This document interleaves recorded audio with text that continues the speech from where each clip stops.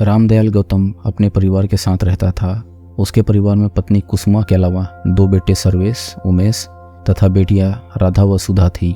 रामदयाल गांव का संपन्न किसान था। उसका बेटा सर्वेश गांव में डेयरी चलाता था। रामदयाल की छोटी बेटी सुधा 10वीं कक्षा में पढ़ती थी, जबकि बड़ी बेटी ने 12वीं पास करके पढ़ाई छोड़ दी थी। रामदयाल उसे पढ़ा लिखा कर मास्टर बनाना चाहता था, लेकिन राधा के पढ़ाई छोड़ देने से उसका यह सपना पूरा नहीं हो सका। पढ़ाई छोड़कर वह माँ के साथ घरेलू काम में मदद करने लगी थी। गांव के हिसाब से राधा कुछ ज़्यादा ही सुंदर थी। जवानी में कदम रखा तो उसकी सुंदरता में और निखार आ गया। उसका गोरा रंग, बड़ी बड़ी आंखें और कंधों तक लहराते बाल हर किसी को अपनी ओर आकर्षित कर लेते थे। अपनी इस खूबसूरती पर राधा को भी नाज था। यही वजह थी कि जब कोई लड़का उसे चाहत भरी नज़रों से देखता तो वह इस तरह से घूरती मानो खा जाएगी। उसकी इन खा जाने वाली नज़रों से ही लड़के डर जाते थे, लेकिन आलोक राजपूत राधा की इन नज़रों से जरा भी नहीं डरता था। वह राधा के घर से ही कुछ दूरी पर रहता था। आलोक के पिता राजकुमार राजपूत प्राइमरी स्कूल में अध्यापक थे, लेकिन रिटायर्ड हो चुके थे। उनकी एक बेटी तथा एक बेटा आलोक था। बेटी का वह विवाह कर चुके थे। पिता के रिटायर्ड हो जाने के बाद घर परिवार की जिम्मेदारी आलोक पर आ गई थी।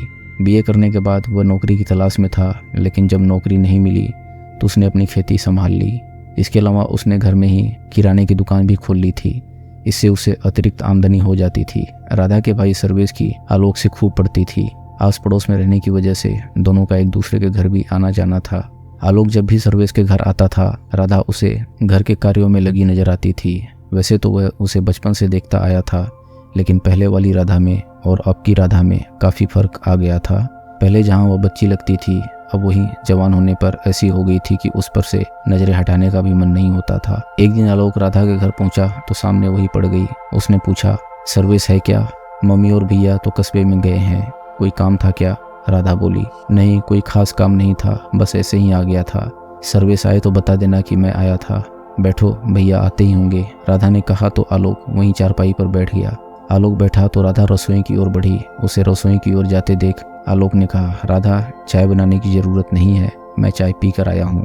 कोई बात नहीं, मैंने अपने लिए चाय भी चढ़ा रखी है, उसी में थोड़ा दूध और डाल देती हूँ, कहकर राधा रसोई में चली गई। थोड़ी देर बाद वह 2 गिलास में चाय लेकर आई। एक गिलास उसने आलोक को थमा दिया तो दूसरा खुद लेकर बैठ गई। चाय पीते हुए आलोक ने कहा, राधा बुरा न मानो तो मैं एक बात कहूँ? कहो। उत्सुक नज़रों से देखते हुए राधा बोली, अगर तुम जैसी खूबसूरत और ढंग से काम करने वाली पत्नी मुझे मिल जाए तो मेरी किस्मत ही खुल जाए, आलोक ने कहा। आलोक की इस बात का जवाब देने के बजाय राधा उठी और रसोई में चली गई। उसे इस तरह से जाते देख आलोक को लगा वह उससे नाराज हो गई है, इसलिए उसने कहा, राधा लगता है कि मेरी बात तुम्हें बुरी लग गई। मेरी बात का कोई गलत अर्थ मत लगाना, मैंने तो यूं ही कह दिया था।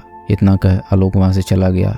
लेकिन इसके बाद वह जब भी सर्वेश के घर आता, मौका मिलने पर राधा से 2-4 बातें जरूर करता। उनकी इस बातचीत पर घर वालों को कोई एतराज़ भी नहीं था, क्योंकि मोहल्ले के नाते रिश्ते में दोनों भाई बहन लगते थे। गांव में तो वैसे भी रिश्तों को काफ़ी अहमियत दी जाती है, लेकिन आलोक और राधा रिश्तों की मर्यादा निभा नहीं पाए। मेल मुलाकात और बातचीत से आलोक के दिलो दिमाग पर राधा की खूबसूरती और बात व्यवहार का ऐसा असर हुआ कि वह उसे अपनी जीवन संगिनी बनाने के सपने देखने लगा। लेकिन अपने मन की बात वह राधा से कह नहीं पाता था। वह सोचता था कि कहीं राधा बुरा मान गई और उसने यह बात घर वालों को बता दी तो वह मुँह दिखाने लायक नहीं रह जाएगा। लेकिन यह उसका भ्रम था। राधा के मन में भी वही सब था जो उसके मन में था। जब दोनों ओर की चाहत के दिए जल रहे हो तो मौका मिलने पर उसका इजहार भी हो जाता है। ऐसा ही राधा और आलोक के बीच भी हुआ। फिर एक दिन उन्होंने अपने मन की बात जाहिर भी कर दी। दोनों के बीच प्यार का इजहार हो गया तो उनका प्यार परवान चढ़ने लगा। आए दिन होने वाली मुलाकातों ने दोनों को जल्द ही करीब ला दिया। वे भूल गए कि उनका रिश्ता नाजुक है। आलोक राधा के प्यार का गाना गाने लगा।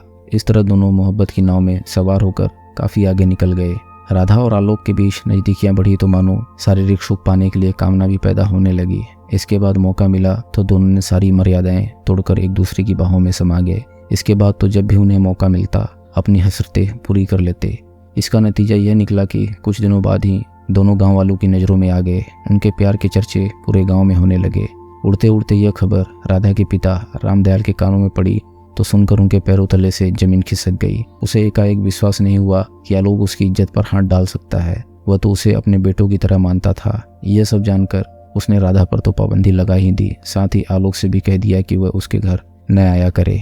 बात इज्जत की थी, इसलिए राधा के भाई सर्वेश को दोस्त की यह हरकत अच्छी नहीं लगी। उसने आलोक को तो समझाया ही, धमकी भी दी कि अगर उसने अब उसकी बहन पर नज़र डाली तो वो भूल जाएगा कि वह उसका दोस्त है। इज्जत के लिए वह किसी भी हद तक जा सकता है। इसके बाद उसने राधा की भी पिटाई की और उसे समझाया कि उसकी वजह से गांव में सिर उठाकर चलना दुभर हो गया है। वह ठीक से रहे अन्यथा अनर्थ हो जाएगा। रामदयाल जानता था कि बात बढ़ाने पर उसी की बदनामी होगी, इसलिए बात बढ़ाने के बजाय वह पत्नी और बेटों से सलाह करके राधा के लिए लड़के की तलाश करने लगा।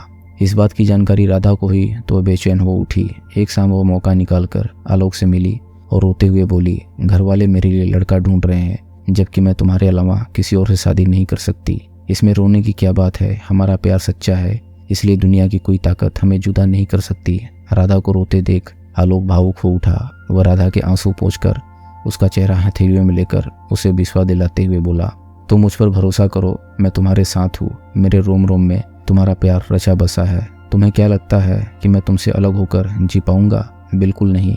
उसकी आंखों में आंखें डालकर राधा बोली, मुझे पता है कि हमारा प्यार सच्चा है, तुम दगा नहीं दोगे, फिर भी न जाने क्यों मेरा दिल घबरा रहा है।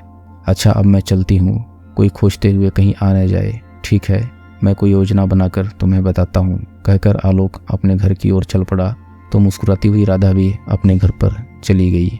रामदयाल राधा के लिए लड़का ढूंढ ढूंढ कर थक गया, लेकिन कहीं उपयुक्त लड़का नहीं मिला। इससे राधा के घर वाले परेशान थे, वहीं राधा और आलोक खुश थे। इस बीच घर वाले थोड़ा लापरवाह हो गए तो वे फिर से चोरी छिपे मिलने लगे थे।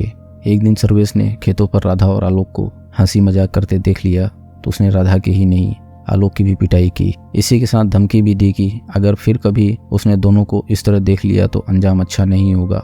सर्वेश ने आलोक की शिकायत उसके घर वालों से की तो घर वालों ने उसे भरोसा दिला दिया कि वे आलोक को समझाएंगे। इसके बाद सर्वेश घर आ गया।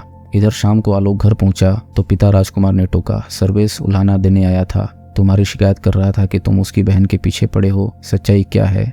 पिताजी, मैं और राधा एक दूसरे से प्यार करते हैं और शादी करना चाहते हैं। तुम्हारा दिमाग फिर गया है क्या? जो उस लड़की से शादी करना चाहते हो, क्या तुम्हें मालूम नहीं कि राधा दूसरी जाति की है और हम राजपूत हैं? यदि तुमने उससे ब्याह रचाया तो समाज में हम मुंह दिखाने लायक नहीं बचेंगे। बिरादरी के लोग हमारा हुक्का पानी बंद कर देंगे, इसलिए कान खोल कर सुन लो। उस लड़की से तुम्हारा रिश्ता हरगिज नहीं हो सकता, भूल जाओ उसे, राजकुमार ने कहा। पिता की फटकार और स्पष्ट चेतावनी से आलोक परेशान हो उठा। उसका एक दोस्त छोटू उर्फ नीलू था। उसने इस बारे में छोटू से बात की तो उसने पिता की बात को जायज ठहराया और राधा से संबंध तोड़ लेने का सुझाव दिया। आलोक ने अपनी माँ का दिल टटोला तो उसने भी साफ कह दिया कि जिस दिन राधा की डोली उसके घर आएगी उसी दिन उसकी अर्थी उठेगी। माँ की इस धमकी से आलोक कांप उठा। उस पर सवार राधा के प्यार का भूत उतरने लगा। माता पिता और दोस्त की नसीहत उसे भली लगने लगी, अतः उसने निश्चय किया कि वह राधा से दूरी बनाएगा और प्यार मोहब्बत की बात नहीं करेगा। अब उसने राधा से ब्याह रचाने की बात दिमाग से निकाल दी। इसके बाद जब कभी आलोक का सामना राधा से होता तो वह उससे बेमन से मिलता, बेरुखी से बात करता। न होठों पर मुस्कुराहट न चेहरे पर दमक होती। राधा नज़दीकियां बढ़ाने की पहल करती तो वह मना कर देता। फोन पर भी उसने बात करना एक तरह से बंद ही कर दिया था। राधा 10 बार फोन करती तो वह मुश्किल से एक बार रिसीव करता, उस पर भी ज़्यादा बात न करता और फोन कट कर देता। आलोक के इस रूखे व्यवहार से राधा परेशान हो उठी। उसे शक होने लगा कि आलोक किसी दूसरी लड़की के चक्कर में तो नहीं पड़ गया है, अतः वह आलोक पर शादी के लिए दबाव बनाने लगी। वह जब भी मिलती या फोन पर बात करती तो शादी की ही बात करती। इधर कुछ समय से राधा आलोक को धमकाने भी लगी थी कि यदि उसने शादी नहीं की तो वह पुलिस में उसकी शिकायत कर देगी, तब उसे जेल भी हो सकती है। 24 अगस्त 2020 की शाम 4 बजे राधा घर से गायब हो गई। वह देर शाम तक घर वापस नहीं लौटी तो रामदयाल को चिंता हुई। उसने अपने बेटे सर्वेश और उमेश को साथ लिया और रात भर उसकी खोज करता रहा, लेकिन राधा का कुछ भी पता न चल सका। रामदयाल को शक हुआ कि कहीं आलोक उसे भगा तो नहीं ले गया। वह आलोक के घर पहुंचा तो आलोक घर पर ही मिला। 26 अगस्त की सुबह गांव का ही किसान विमल अपने खेत पर पानी लगाने पहुंचा तो उसने अपने खेत के मेड़ के पास पीपल के पेड़ के नीचे राधा का शव देखा। उसने खबर राधा के घर वालों को दी। उसके बाद तो रामदयाल के घर में रोना पीटना शुरू हो गया। घर के सभी लोग घटनास्थल पर पहुंच गए। लाश मिलते ही आलोक का परिवार घर से गुपचुप तरीके से फरार हो गया। रामदयाल गौतम ने पुलिस को सूचना दी तो थाना प्रभारी आ गए। पुलिस अधिकारियों ने घटनास्थल का बारीकी से निरीक्षण किया। उसके गले में दुपट्टा था। इससे अंदाजा लगाया गया कि राधा की हत्या दुपट्टे से गला घोंटकर की गई होगी। उसकी उम्र 19 वर्ष के आसपास थी। घटनास्थल पर मृतका का पिता रामदयाल तथा भाई सर्वेश मौजूद थे।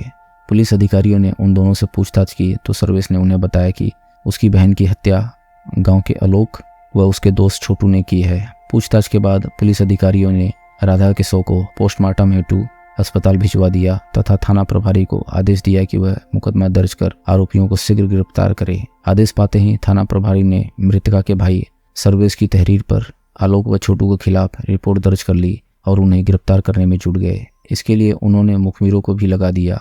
19 अगस्त 2020 की रात 10 बजे थाना प्रभारी ने मुखबिर की सूचना पर आलोक व छोटू को गिरफ्तार कर लिया। थाने पर जब दोनों पुलिस से पूछताछ की गई तो उन्होंने राधा की हत्या का जुर्म कबूल कर लिया। पूछताछ में आलोक ने बताया कि राधा उस पर शादी का दबाव बना रही थी, जबकि वह राधा से शादी नहीं करना चाहता था। उसने जब पुलिस में शिकायत दर्ज कराने की धमकी दी तो उसने राधा को इन मिटाने की योजना बना ली। इसमें उसने अपने दोस्त छोटू को शामिल कर लिया। योजना के तहत उसने 24 अगस्त की शाम 4 बजे राधा को खेतों पर बुलाया, फिर उसी के दुपट्टे से उसका गला घोंट दिया। 30 सितंबर 2020 को पुलिस ने अभियुक्त आलोक राजपूत व छोटू को कानपुर देहात की माती कोर्ट में पेश किया, जहां से दोनों को जिला जेल भेज दिया गया। दोस्तों, अगर आपको कहानी पसंद आ रही हो तो वीडियो को लाइक करें और चैनल को सब्सक्राइब करें। हम ऐसी मज़ेदार कहानियाँ आपके लिए लाते रहेंगे।